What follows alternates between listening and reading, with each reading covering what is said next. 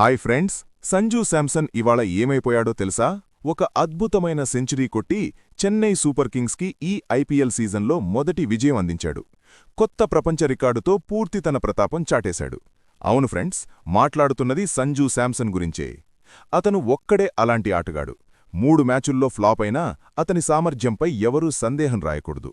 కోచ్ని అడిగినప్పుడు అతను స్పష్టంగా చెప్పాడు, సంజూ శాంసన్ వరల్డ్ కప్లో చేసిన పని మీరందరూ గుర్తుంచుకోండి అని. అందువల్ల అతనికి సంజూ మీద పూర్తి నమ్మకం ఉంది. ఏ మ్యాచ్లో సంజూ బాగా ఆడితే ఆ మ్యాచ్లో ధాగాలు విప్పేస్తాడు.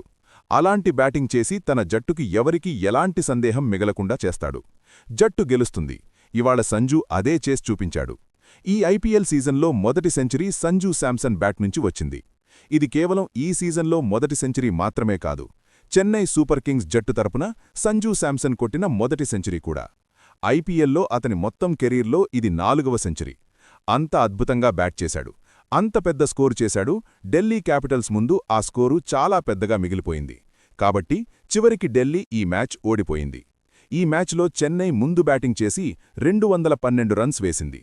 ఆ 212 రన్స్లో సగం కంటే ఎక్కువ రన్స్ సంజూ శాంసన్ బ్యాట్ నుంచి వచ్చాయి. అతను నాటౌట్గా 115 రన్స్ చేశాడు. 66 బంతుల్లోనే ఈ స్కోరు చేశాడు. 15 ఫోర్లు కొట్టాడు, 4 సిక్సులు కొట్టాడు. స్ట్రైక్ రేటు 200కి పైగా ఉంది. ఆయుష్ మాత్రే కూడా చాలా బాగా బ్యాట్ చేశాడు. అతను 59 రన్స్ చేశాడు. శివం దూబే 10 బంతుల్లోనే 200 స్ట్రైక్ రేట్తో నాటౌట్ 20 రన్స్ జోడించాడు. అందువల్ల 20 ఓవర్లు పూర్తి చేసి చెన్నై 212 రన్స్ వరకు చేరుకుంది. తర్వాత ఢిల్లీ క్యాపిటల్స్ బ్యాటింగ్ ప్రారంభించింది. మొదటి భాగం బాగానే ఉంది. పథుమ్ నిషాంక చాలా బాగా ఆడుతున్నాడు. అతను 41 రన్స్ చేశాడు. కేఎల్ రాహుల్ 10 బంతుల్లో 18 రన్స్ చేశాడు.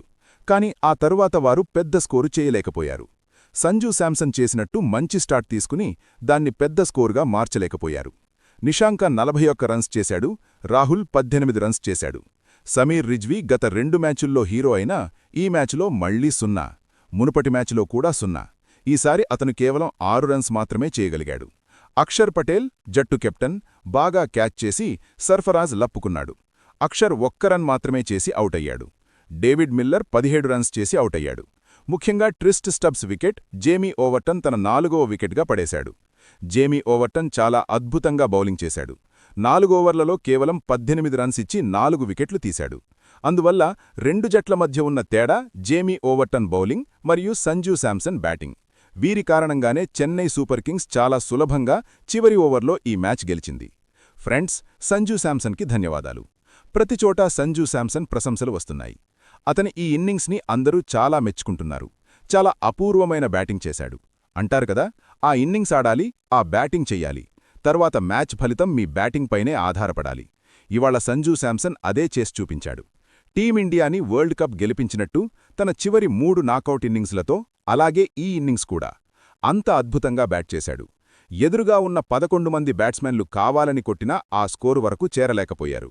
చివరికి చెన్నై సూపర్ కింగ్స్కి ఈ ఐపీఎల్ సీజన్లో మొదటి విజయం సంజూ శాంసన్ అందించాడు. ఈ రిపోర్ట్ చూసినందుకు చాలా ధన్యవాదాలు.